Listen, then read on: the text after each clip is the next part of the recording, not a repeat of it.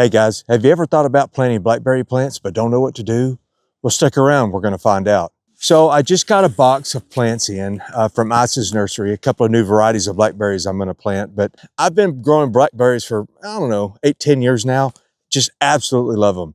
They're hardy, they're tasty, they have the antioxidants and multiple different things that are worthwhile. And they're easy to grow.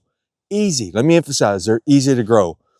So the first thing that I think you need to talk about is site selection. Where are you going to plant them? So I like having well-drained soil. I have a sandy loam here in my little farm in East Texas, and they like any plant, they don't like wet feet, and blackberries are no different. You're going to kind of want to know what your soil makeup is. A soil test is great, but at the bare minimum, you need to know what your pH is. They'll do okay with a very acidic pH of 4.5. And they probably like the range of, I don't know, 5.5 to 6, maybe 6.5. But I wouldn't want it to be any higher than 6.5.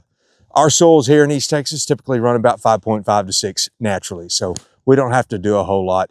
And most soils are super acidic, and if they are, just put some garden lime out. There's videos about it. I might have one in my deal, so check those out. How many are you going to plant? Do you need to have 2 different types so that they'll produce fruit? No. You just buy one blackberry plant and it's going to produce. There's primocanes and floricanes. We're not going to talk about that in this video here, but there's some really good stuff. I predominantly grow primocanes, but I'm experimenting. These plants that I'm going to get now is that I've got here in this box, Sweetie Pie and Galaxy. So we're going to try those out.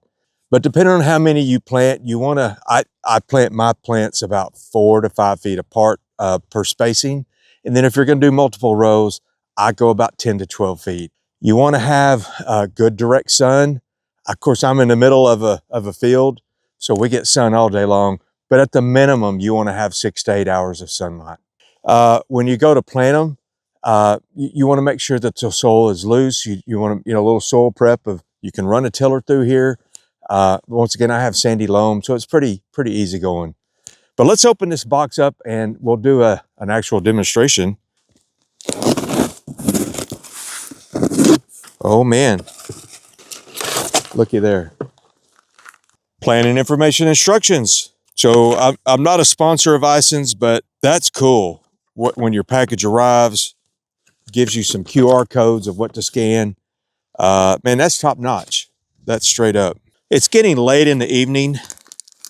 I may not get everything planted, but we're going to get at least this row in. So when do you plant blackberry plants?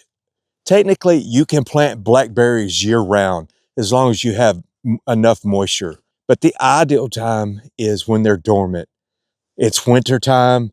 It's mid-January, and this is probably the ideal time. I'll actually put water on these after I get them planted. See how they do. I love getting Isons because they keep these little moisture gels, and it just keeps them so in such good shape.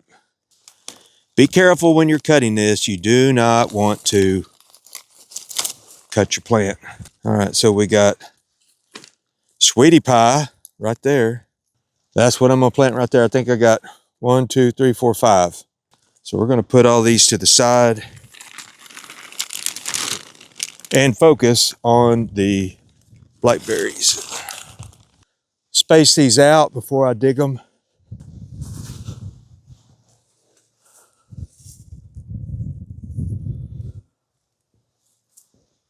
So when I plant these guys, I'm going to make sure that I get, of course, all the roots in there, and then I'm going to try to go just right around that root collar.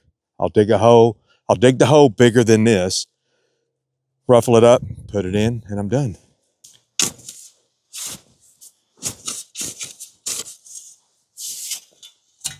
So as you see, I dug a hole, of course, deeper than this.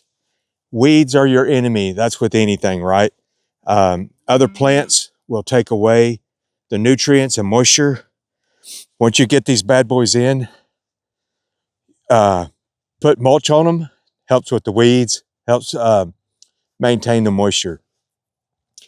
Blackberries, you'll want to have trellises on them. I just run electric fence galvanized wire. I get the thinnest gauge electric fence wire. It lasts, the wire is galvanized, so it doesn't rust easily.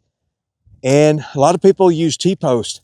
I'm a poor farmer, retired teacher slash poor farmer, and I use Eastern red cedar post. I cut them in the woods when they're dying or they're in the way, and they're prolific, they grow well.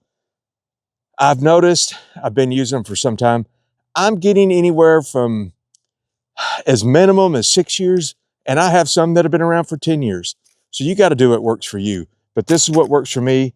Like I said, I'll run a strand about 16, 18 inches up, and then I'll do another one about, I don't know, 38, 40 inches, somewhere in there. Hey, if you don't get your hands in the soil, you're having a bad day.